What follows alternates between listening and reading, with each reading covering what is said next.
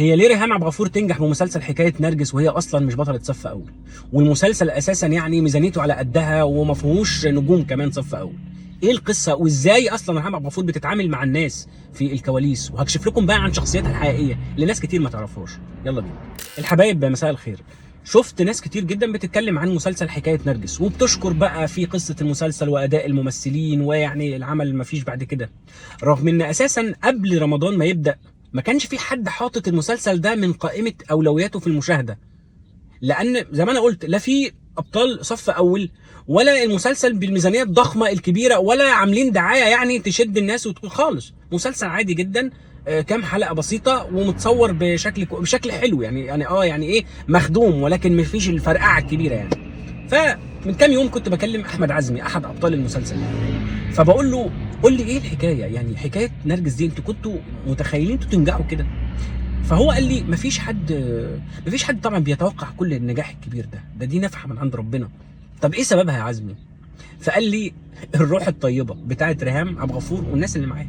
قلت له ازاي؟ قال لي بص يا خالد، اي شغل في الدنيا بيبقى فيه توتر وشد وجذب وحاجات كده، الا ان انا من المرات النادره جدا اللي اشتغل في مناخ يساعدك انك انت يعني تعمل احسن ما عندك.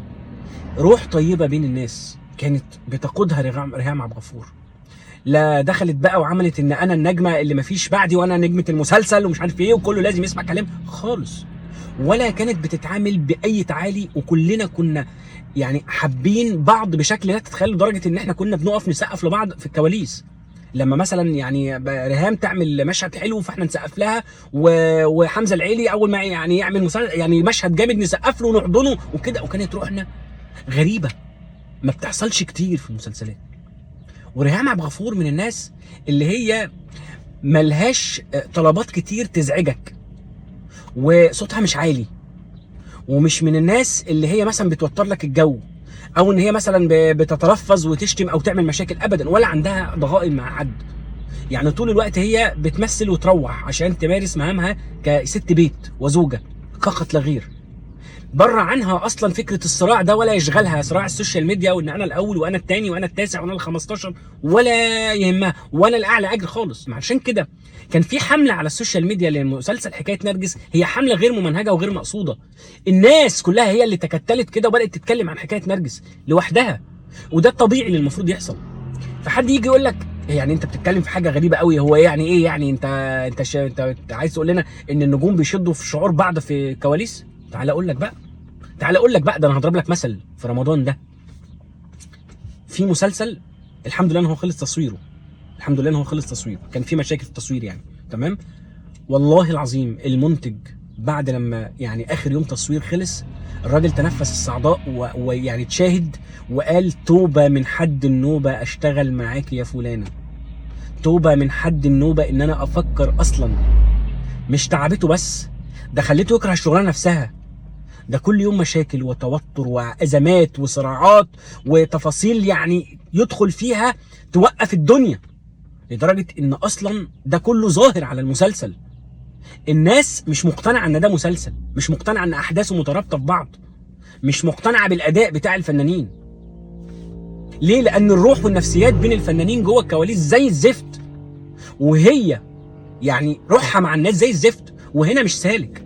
فعلشان كده يعني طب انا هقول لكم، يمكن انا كلامي غلط او يمكن اللي نقل لي ده غلط. اقسم بالله انا كنت قاعد في قاعده من 3 ايام، كنا بنتسحر ومجموعه نجوم ونجمات كتير، فجه اسم فنانه ما يعني احدى بطلات دراما رمضان، فبنقول ليه متراجعه، ليه معرفش ايه كده. فحد قال لي لا ده انت ما تعرفش هي بتعمل ايه.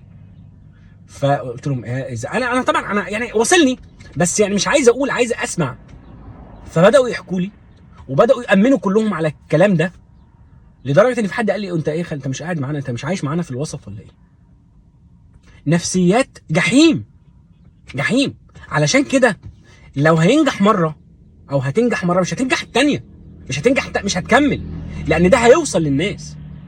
اسلك عشان تنجح، اسلك عشان ربنا يوفقك، اتمنى للناس الخير. وده اللي بتعمله ريهام عبد الغفور. عندها اخطاء، طبعا عندها اخطاء، عندها مشاكل قبل كده، عندها مشاكل، ولكن في النهايه مشاكلها ممكن تاذيها هي نفس، يعني شخصيا، ما تاذيش الناس التانيه. مبروك حكايه نرجس، وريهام عبد الغفور عامله حاجه كويسه جدا. شكرا جزيلا.